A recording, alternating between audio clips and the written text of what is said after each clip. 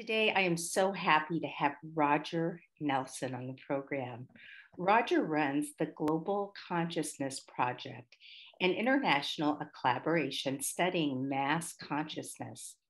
He conducted psi research at the Princeton Engineering and Anomalies Research Laboratory, called PEAR, from 1980 to 2002, and while at Princeton, created the Global Consciousness Project. We'll refer to it as the GCP in 1997.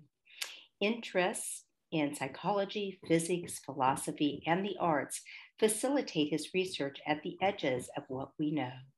His focus is the subtle interconnections that define an emerging humanity.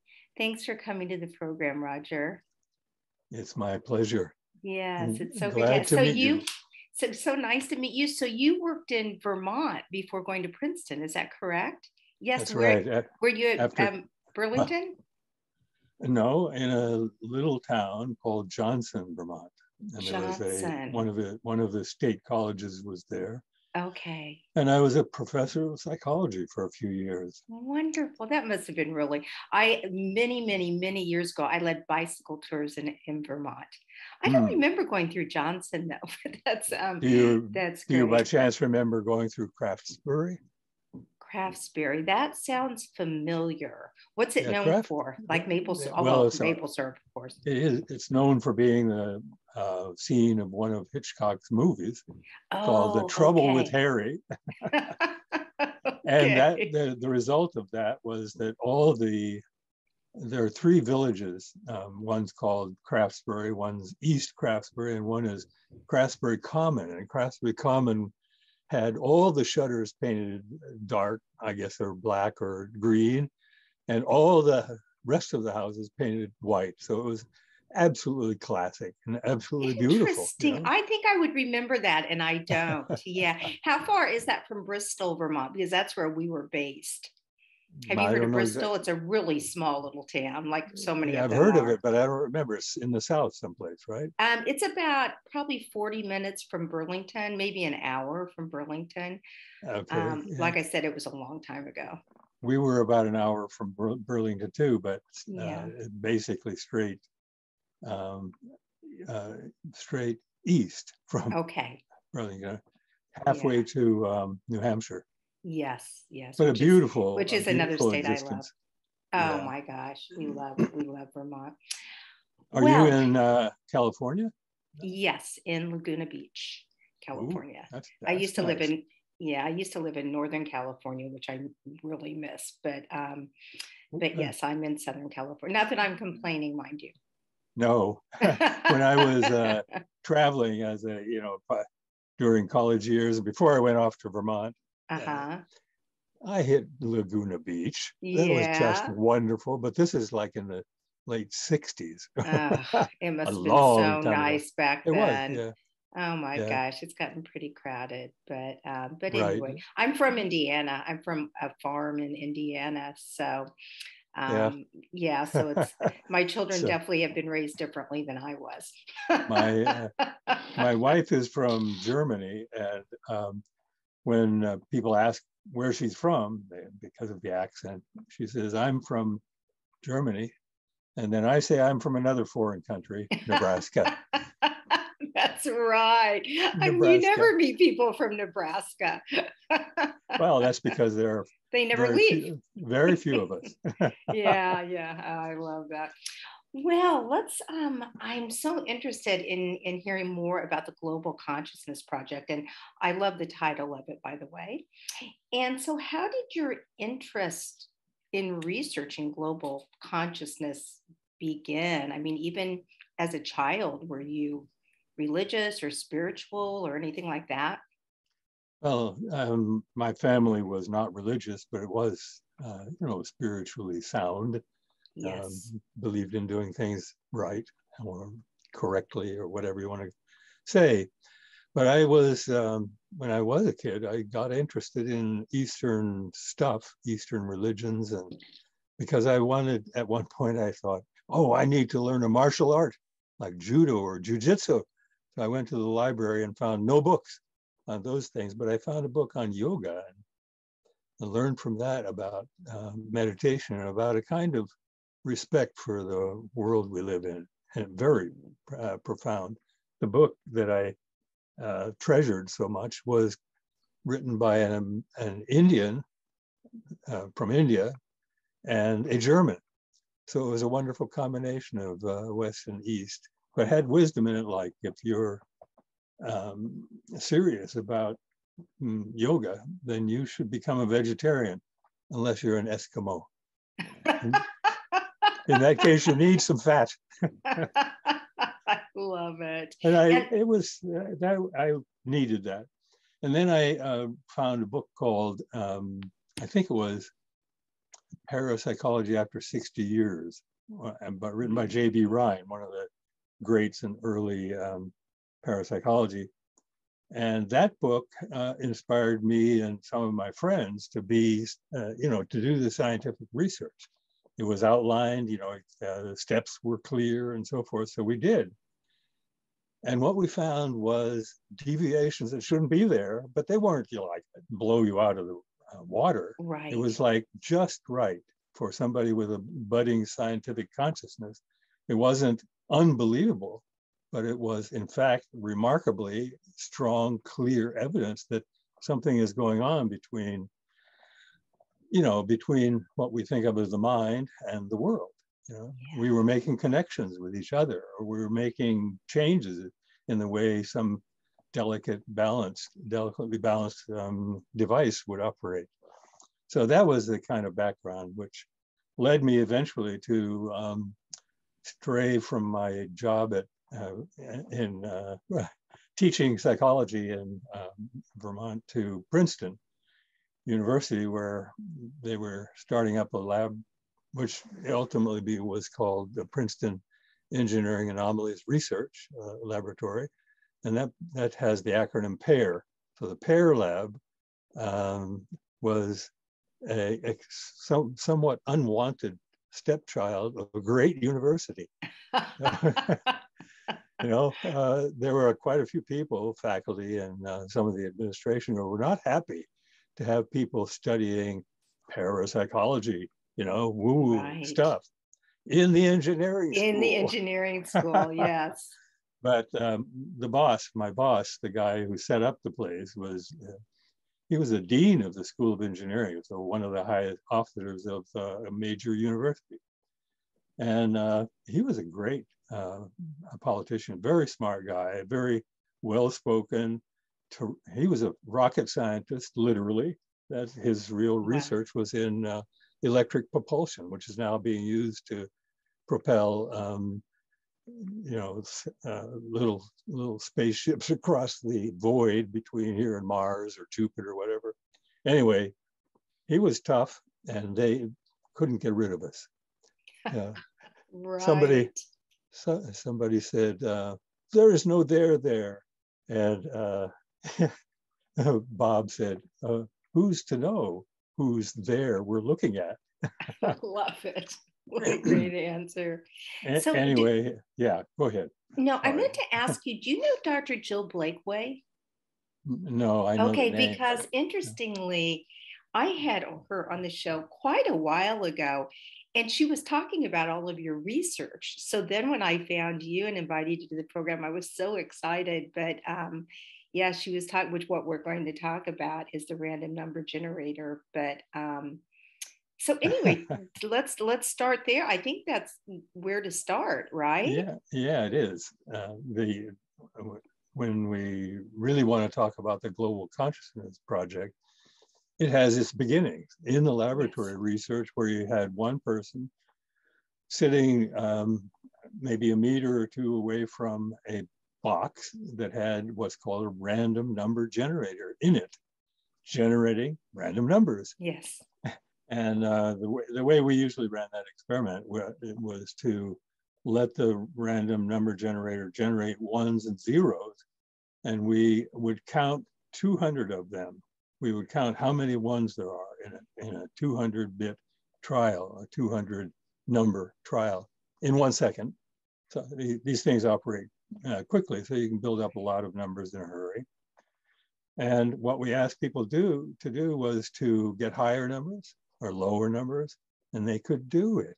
Not all the time, and not a whole lot, but enough so that after you do the experiment again and again, the totals add up, and you finally get to a very strong and persuasive argument that when people wish for higher numbers, they can get the higher numbers. Right. It's kind of amazing and very difficult to explain from this point of view of physics. So we did that kind of experiment with a lot of different people, a lot of different conditions. And eventually we shrank down the size of the random number generators so much that we could take them out into the field and do what we called field REG experiments, field reg. And these amounted to taking a random number generator into a group situation, say some group of people who were doing a ritual, doing something like pagan rituals honoring the moon, or the solstices or something, or take it to a concert where a really large number of people like transfixed by beautiful music that they loved, or all kinds of other situations where people would come together in a kind of group consciousness, okay?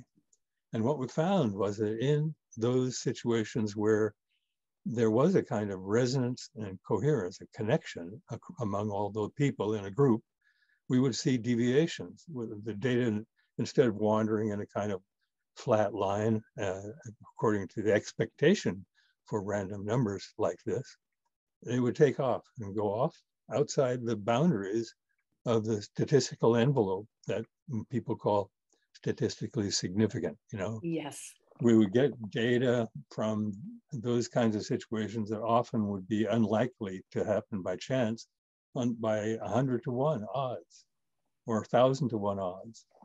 And again, we did a lot of those experiments, and gradually the case would build up to really be a really strong indication that there is such a thing as group consciousness, and it has an effect in the world. Very specialized world, of course, these electronic random number generators, but they are part of the real world. Right. And what we think and wish for, and in the case of the field experiments, we might not even know the device is there. Nevertheless, if we attune ourselves to each other and become coherent and resonant within a group, then that will change the operation of the random number generator enough so that it gradually builds up to a compelling case that the group consciousness has done something. Now you can easily imagine the next step is, so what about a really big group? What about the whole world, And what if you had a whole lot of random number generators? So I gathered resources and talked to people. We together defined a really wonderfully well done experiment that's still running. This was 1997 that we were designing this. It started collecting data in 1998. And as time went on, the network of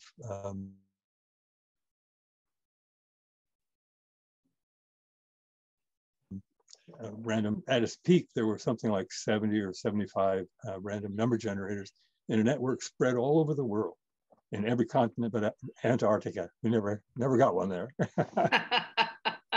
We tried to get a. You will, I'm sure.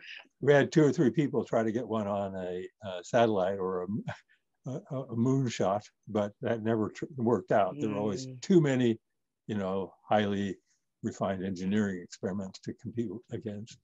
But what we ultimately did then was run a network of random number generators spread around the world continuously. So they were generating data 24/7, day after day, month after month, for it's now 23 years. And we had a very, very basic question we wanted to ask, which was inspired to some degree by Teilhard de Chardin, the Jesuit priest so many people listening to us will have heard of. he was not just a priest, he was also a scientist, a paleontologist, and one of the most poetic writers about science that I'm aware of. So he said basically that after all the evolutionary stages, we have come to human beings. Sometimes we think of ourselves as the pinnacle of evolution, but Teilhard said we're not. There's another stage where there's more to do, another stage of evolution to go through. And that evolution, he thought, would result in us, we human beings, would become a noosphere as a kind of layer of intelligence around the earth, a layer of knowing, just like an atmosphere, but it was made of knowing, and instead of oxygen and nitrogen and so forth. So very interesting. And is this what the group consciousness would cause, is this layer of knowing? Yeah, my thought was maybe Teilhard is right, and maybe, just maybe, we're on the way there, so much so that there's a kind of inchoate, a kind of beginning version of that global consciousness, the noosphere that he envisioned, already in existence. Mm-hmm. So I hypothesize that just as in the group consciousness experiments, if there was something that brought us all together, brought really large numbers of people into the same thoughts and emotions into a kind of coherent state, then we might expect, as we saw in the group consciousness experiments, we might see deviations in the data from this worldwide network of random number generators. And so we set up an experiment that was very well defined, very scientific, in the sense that we made a prediction ahead of time for every one of the events that imposed every event that imposed itself on us as important as the kind of thing that would bring people together. Things like explosions and beginnings of war, and things like celebrations of New Year's, or the Kumbh Mela in India, where 20 million people come together and try to bathe away their sins in the Ganges. So the protocol was straightforward. We decided that this was an event, some event, really should gather us together in this way that we're talking about. And we would define when does it begin and when does it end. And we would define what kind of statistical analysis will we do for the data in that segment of time. So that was registered before the data, before anybody saw the data. And often when we knew the event was going to occur, like New Year's, we would, register it, before the data were collected, right, much less analyzed. And so over the years, we would see maybe 2 or 3 events a month. And we gradually built up over 17 years a database of 500 of these rigorous tests of the hypothesis that when a large number of people come together in a kind of coherent fashion, we will see changes in the data corresponding to the period of time of that group or global consciousness. Mm-hmm. And so like 9/11. Let's talk about that. 9/11 for sure. Yes. Yeah, that was one of those events that's a surprise. So we didn't know that it was going to happen, and so we had to define the beginning and the end after the data were already collected, but then before looking at the data. So 9/11 was highly significant, but it was also such a powerful event in the history of the experiment that we did, 4 of us did a lot of analysis, looking at different measures, not only the one that was set up for the prediction, but other measures that were, related but independent. And things like how the count of words in news articles, things, all kinds of stuff that was kind of independent. And we found that however we looked at it, there was an extreme and statistically awesome effect. Among other things, we found that the original prediction, which was only 4 hours, like from the beginning to the time the second tower collapsed, that was not enough time to capture what happened really. The data changed radically at beginning a little bit before, something like 4 hours before the first plane hit, and continued to be highly divergent for 3 days. So it's like not just a little bit at the time. And this I think reflects what's really going on. This is not just an event at the World Trade Towers in New York City or the Pentagon in Washington. This is an event in the consciousness space of people all over the world. So we were the data coming from a world spanning network, not very surprisingly reflected the consciousness state of people from all over the world, a global consciousness. It was profoundly impressive and kind of important, I guess, in making us pretty sure that what we're doing made sense. This was something like 3-4 years into not even that long, 3 years into the life of the experiment. But it encouraged us to keep on keeping on. Well, it seems to me that it's just one more piece of evidence that there's continuity of consciousness. You look at the many NDEs, the STEs, the remote viewing, telepathy, power of prayer, which is exactly what you're talking about, all the sheer death experiences, past lives told by, Ian Stevenson's work, children and others. You just put it all together and there's, and it's just one more piece. Do you agree with that? Oh, I absolutely do. Yeah. I have a book in English that's called Connected. Yes, that we're all connected. Yeah, the emergence of global consciousness. It's like goes a little bit into the interpretive realm beyond the data, but I think the implications are really strong. Right. We are connected, and when it's demonstrable in various kinds. The field REG experiments I was talking about, and then later in a bigger version in the global consciousness experiment, when we do connect, and there are reasons, there are circumstances that make us connect, whether we know it or not. When we're all pointed in the same direction, it matters. We become one in a way that's very like the kind of thing that the sages in every culture and every age have talked about. Right. Go ahead. Well, I was just going to say, when we become one, we are powerful. We are so powerful that we change these tiny little instruments. We make them produce more ones than zeros or something. Right. We don't even know how, but we do it. Yeah. So what do you feel the implications to humanity, kind of getting away from, the exact experiments, but the deep down heartfelt, world, the implications are? Yeah.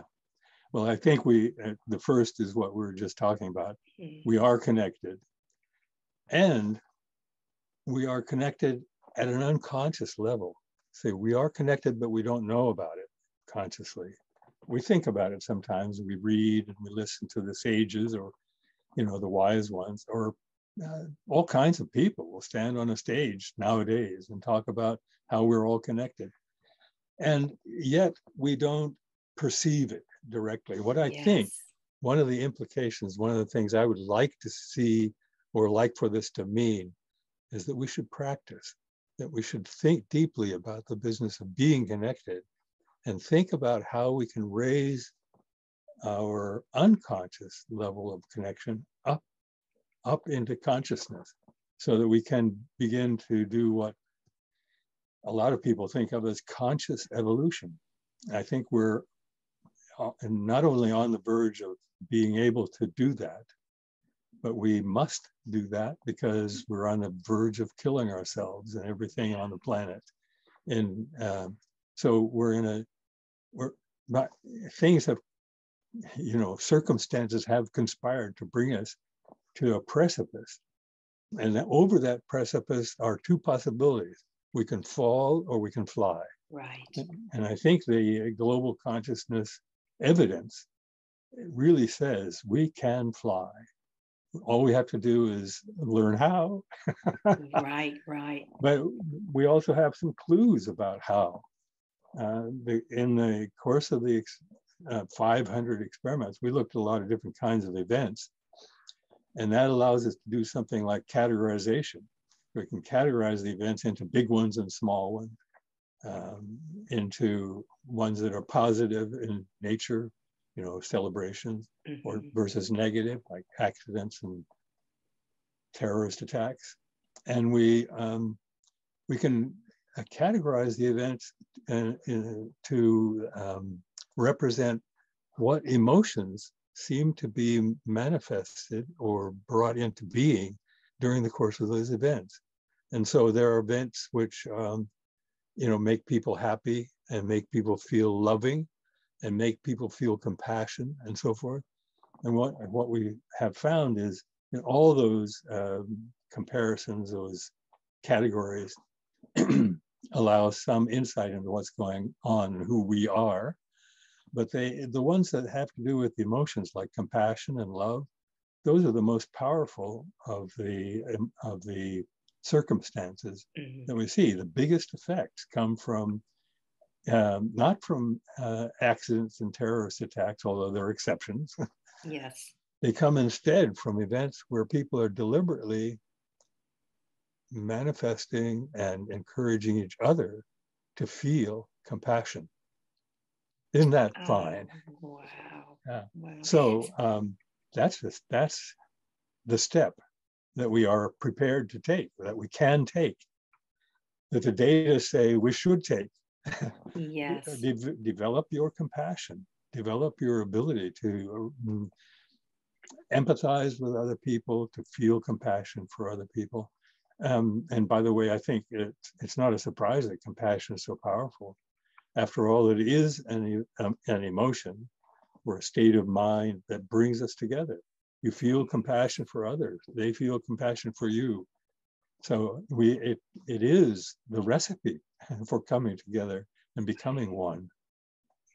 So Roger, how has this research, and I know it's been going on for a long time, but how has it changed you, how you walk in life? That's an interesting question. I think it has made me a little more compassionate. I mean, seriously. And it's made me live in the world of gratitude more. Yeah.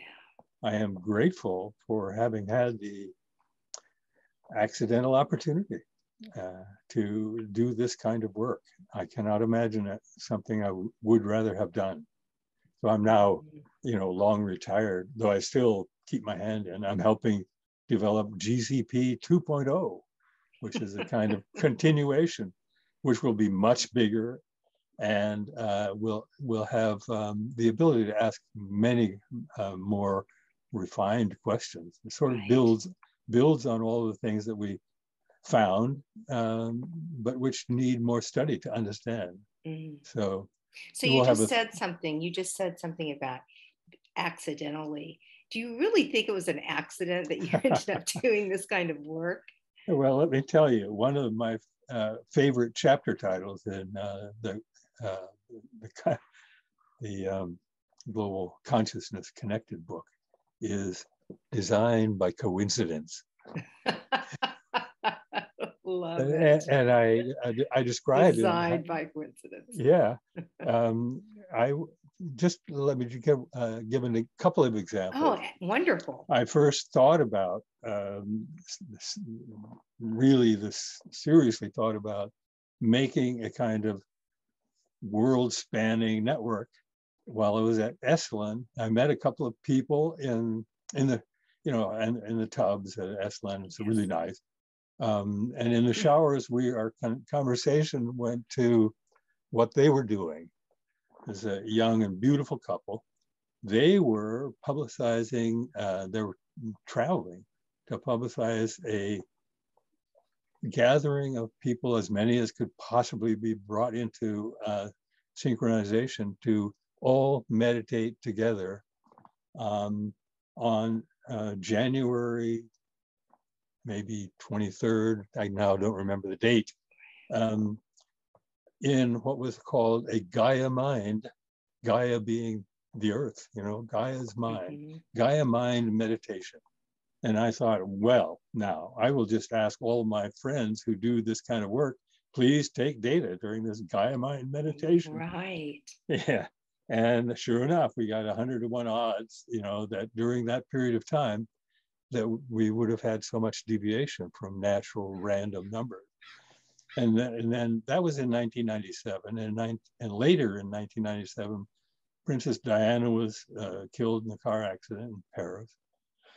We didn't have any network running at the time, but we could set up a gathering of data for the funeral ceremonies, which we knew all about and which were expected to gather the attention of not millions, not hundreds of millions, but billions of people. It was said at the time there might be 2 billion people paying attention to what's happening during this funeral ceremony. Now that would be a global consciousness event. So I asked my friends, gathered the data, sent the data to me, put it together, and sure enough, there was a big, strong, highly significant departure from what's supposed to be random.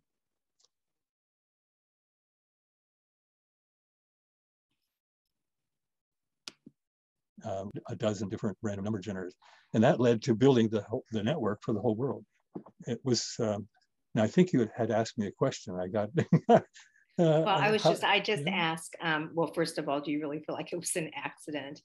But oh yeah, they're designed by coincidence. Yeah. Because so the next thing happened. I wanted to have a logo, or kind of a beautiful picture of the Earth. I was going to make a global network, and so I was looking online, and I came across a site called For-Me Lab, and it was run by a guy named John Walker, and he was running an experiment that I had helped design with somebody else 2 or 3 years earlier, or maybe even more.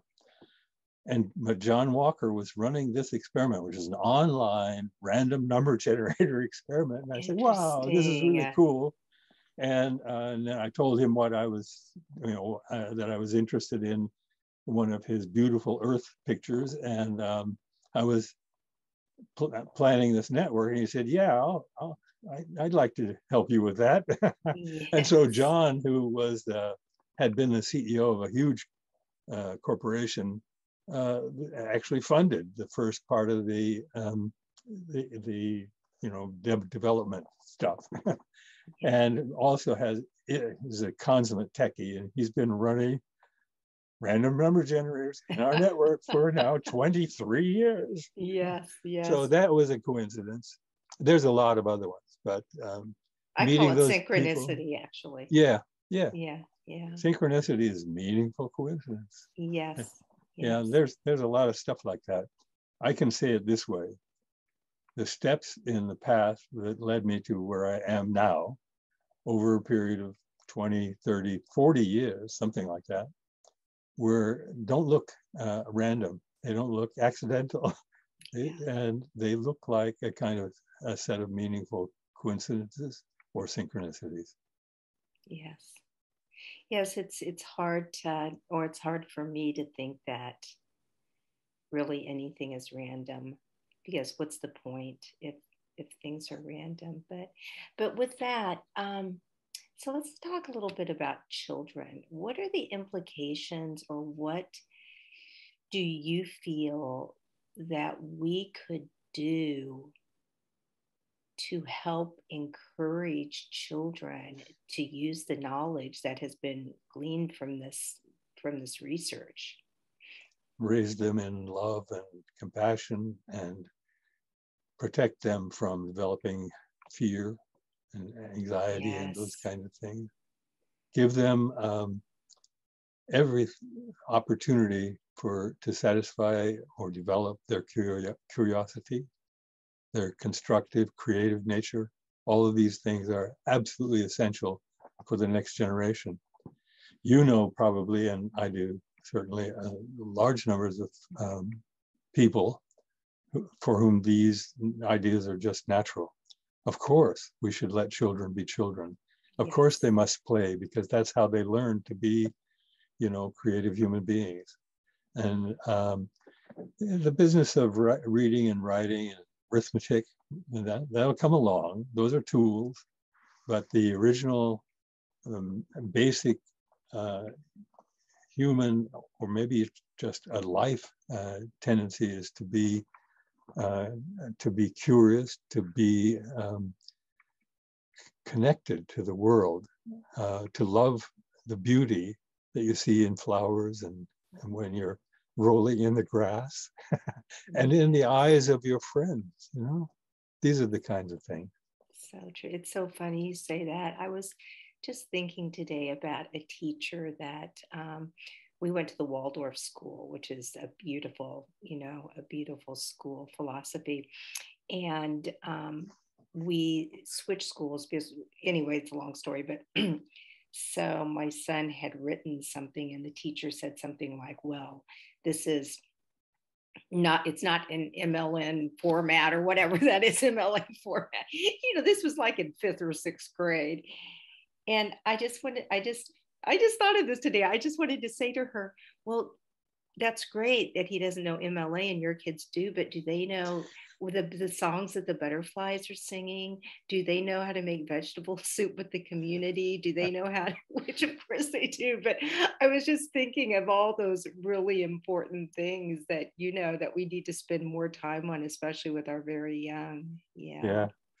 I'm struck by the choice of the term MLA format. What? That's probably old-fashioned at this point, but it was. Who would know what that means? Certainly not a 6th grader. Yeah, exactly. And if he or she does, then it's a problem. That's even worse. Exactly. So funny. Wow. So what? We have to wrap it up. It seems like we just started talking, but so what words of wisdom do you have for the world? And if you could end with the quote that we talked about. Do you have it in front of you? Because I don't. I thought I did, but oh my goodness. Okay, great. Well, I think I could probably find it fairly readily. Yes, I think I can too. So I'll do that as you share your words of wisdom. Yes. All right. Well, my words of wisdom are to, you know, stay as young as you can in your mind, in your consciousness, in your attitude toward the world. Be as curious as your nature allows, if there's nothing getting in the way. Yes. No, if there's no MLA format, your curiosity should be free to reign. Yeah. And your creativity. People are naturally creative. We are born to make art and to make music, to dance. And I actually think that these are the things that will most matter, that will ultimately save us. The arts. People who dance are healthier people. People who sing are doing the most basic and fundamental root structure of all that we are. We sang before we spoke. Yes. You know, yes. we beat drums and we danced before we actually created language. I'm sure of it. And so I think we need to unhide the nature, unhide the being that is trapped inside a kind of highly educated so true. creature. Yeah. And not that there's anything wrong with education, but it should not supplant the wild and wonderful creativity that is our birthright. Yeah. So we should, each of us individually, try to make sure that we take some time each day for thinking outside the box, for being creative in whatever endeavors that come by. And I think we need to just allow ourselves to believe in a world of magic, because we live in a world of magic. It's just that so much of our technical achievement has conspired to hide that from us in large part. I will look for that. I have the quote right here. Oh, you do? But thank you for saying that. That was so inspirational, and it's just so true. And we as adults who are these caregivers, and we need to look inside ourselves and find that inner child and have more wonder and awe. And with that said, the quote. And love. And love. So here we go. Someday, after mastering the winds, the waves, the tides, and gravity, we shall harness the energies of love. And then, for the second time in the history of the world, man will have discovered fire. Can you just comment? For the second time in the history of the world, man will have discovered fire. Yes. Yes. So beautiful. Well, thank you so much for coming on. Gosh, a lot just to think about, and how one walks through their day. Thank you, Marla. Yes. It's really wonderful to have, I don't know what all kinds of things you are presenting in your podcast, but these are the kinds of things that we need for, broader education of ourselves to the potential that we have. So our task, I think, is to become what we have the potential to be. Yes, and that's part of bringing that unconsciousness into the conscious, right? Yes, it is. Yeah. Well, thank you. And if people want to find you, Roger, how would they do that? Email is the best. I mean, okay. Actually, let me just give the my website. Right. Or the Global Consciousness Project website. It's global-mind.org. So it's global-mind.org. Great. And there's a contact in the menu someplace, but you can write to me at rdnelson@princeton.edu. Great. And I will have this in the show notes too. And just quickly on another note, I interviewed someone just recently, and she started the Global Oneness Project. Mm-hmm. And it's all about storytelling and bringing it into the educational world to kids. And you might want to look into it, because it goes hand in hand with what you're doing. Yeah. Right. I am actually familiar with it. Oh, are you? Yeah. There is one more recommendation I'd like to make. Sure. Meditate. Yeah. It's the single best thing that any of us can do to create and maintain sanity within our lives. Yeah. Do you meditate every day? No. But when I do, when I am in regular practice, I know that it makes a positive difference. Absolutely. It's profoundly real. It's like night and day. I get more time. If I take 20 minutes out and meditate, my day becomes an hour or two longer in terms of value. Right. And you're so much more present, I find. Yeah. Well, thank you so much, and have a great evening, and I'm sure we'll be in touch. You too, Marla. Okay, thanks, Roger. Bye-bye. Bye-bye.